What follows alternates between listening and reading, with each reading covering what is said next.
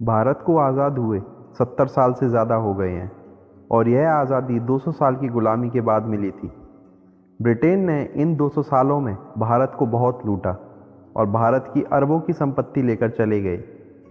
लेकिन कभी आपने ये अंदाज़ा लगाया है कि इन 200 सालों में भारत की कितनी संपत्ति लूट लिया गया? आज आपको इस सवाल का जवाब मिल जाएगा। अंग्रेज़ों के ज़माने की कहानियाँ तो आपने बहुत सुनी होंगी। लगभग 200 सालों के अपने राज में अंग्रेज़ों ने भारत को बेहिसाब दर्द दिए। सोने की चिड़िया कहलाने वाले देश को ऐसी स्थिति में लाकर खड़ा कर दिया कि अब यहाँ की अर्थव्यवस्था को ठीक ठाक बनाए रखने के लिए भी कर्ज लेने की नौबत आ गई है। रुपये की कीमत गिर गई है। जो ब्रिटिश राज में 4 रुपया $1 था, अब वो 70 पार कर चुका है। आपने सुना होगा कि भारत को सोने की चिड़िया कहा जाता था, लेकिन ब्रिटिश शासन के बाद भारत का काफ़ी धन लूट लिया गया। वैसे तो इसका अंदाज़ा लगाना ही काफ़ी मुश्किल है, लेकिन प्रसिद्ध अर्थशास्त्री उत्साह पटनायक ने वो संभावित रकम बताई जितनी भारत से लूटी गई है। उपनिवेशिक भारत और ब्रिटेन के बीच राजकोषीय संबंधों पर शोध करने वाली पटनायक ने निबंध लिखा है, जिसमें उन्होंने इस बात का जिक्र किया है कि आखिर ब्रिटिश शासकों ने भारत से कितना धन लूटा है।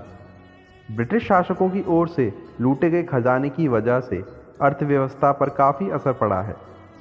200 साल तक देश में अत्याचार करने वाले अंग्रेज वापस लौट तो गए, लेकिन इतने समय में उन्होंने हमारा काफ़ी धन लूट लिया।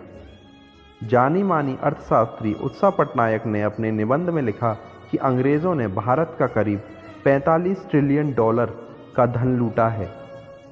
बता दें कि उत्साह पटनायक के इस निबंध को कोलंबिया यूनिवर्सिटी प्रेस ने प्रकाशित किया है। उत्साह ने बताया कि साल 1900 से लेकर 1902 के बीच भारत की प्रति व्यक्ति आय 196.1 रुपये थी, जबकि साल 1945-46 में यह 201.9 रुपये पहुँच गई थी। उन्होंने बताया कि अंग्रेज़ों ने साल 1765 से 1938 तक कुल 9.2 ट्रिलियन पाउंड का खजाना लूटा था, जो कि $45 ट्रिलियन के बराबर है। उत्साह ने अपने निबंध में बताया कि अंग्रेज़ों ने भारत को लूटकर बर्बाद कर दिया और अपनी शान और शौकत के लिए कभी भी भारत का नाम तक नहीं लिया।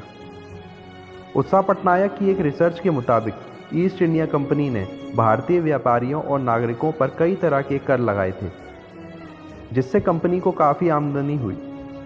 यह एक स्कैम की तरह था, जिसमें वसूले गए कर के एक हिस्से से भारतीयों के सामान खरीदा जाता था। कुल मिलाकर ब्रिटिश भारतीयों से फ्री में सामान खरीदते थे और बचे सामान को दूसरे देशों में एक्सपोर्ट कर देते थे।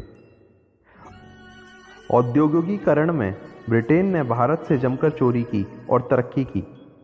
उन्होंने सस्ते दाम में भारत से सामान खरीदकर उसे महंगे दामों में बेचा और 100% मुनाफा प्लस रेवेन्यू कमाया।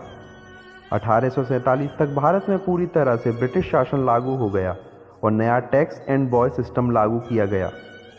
इसमें इस बात का खास ध्यान रखा गया कि आय और मुनाफा सीधे लंदन पहुंचे।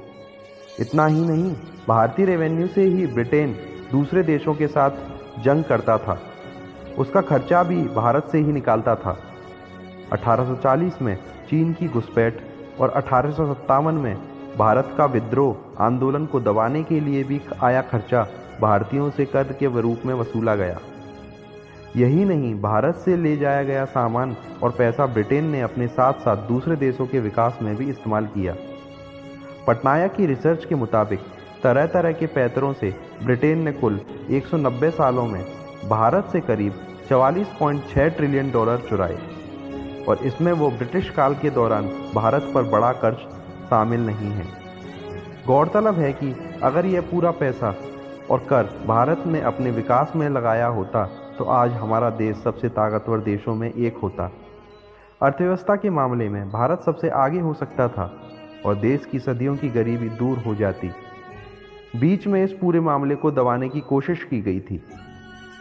जिस तरह से पटनायक का काम दिख रहा है, वह बताता है कि ब्रिटेन ने भारत को नहीं, बल्कि भारत ने ब्रिटेन को दिए गए पैसे से उसका विकास किया है। इस हिसाब से तो अभी ब्रिटेन को भारत से माफ़ी मांगनी चाहिए, लेकिन इसका उल्टा वहाँ के लोग तो यह मानते हैं कि ब्रिटिश ना होता तो भारत का विकास ही कभी ना हो पाता।